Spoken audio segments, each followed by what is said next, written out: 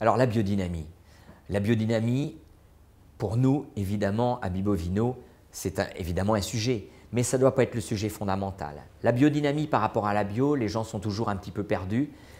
La culture biologique, c'est une forme de respect de l'environnement, une forme de respect du terroir. La culture biodynamique, c'est un but pareil, de respect de l'environnement et du terroir, mais avec l'utilisation de certains principes qui vont dynamiser les forces dont on a besoin de la vigne notamment.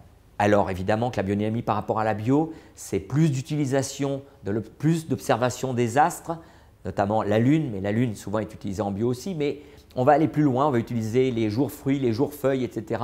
des différentes constellations. C'est-à-dire la Lune, quand elle passe devant les constellations, va avoir différentes influences sur les plantes et sur le vin.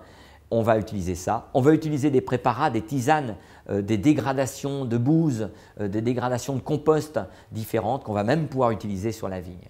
Ça, c'est la biodynamie. Beaucoup de silice aussi, on va utiliser souvent la silice pour ramener le côté solaire à la plante. Et c'est un ensemble de petites choses qui vont tout doucement réaliser une viticulture différente. La biodynamie n'est pas un but en soi, comme la bio, c'est un moyen. Et si ce n'est pas un moyen d'excellence, si ce n'est pas un moyen de révéler un grand terroir, ça ne marche pas du tout comme les gens l'attendent. Ce n'est pas un label de qualité, c'est un label de travail.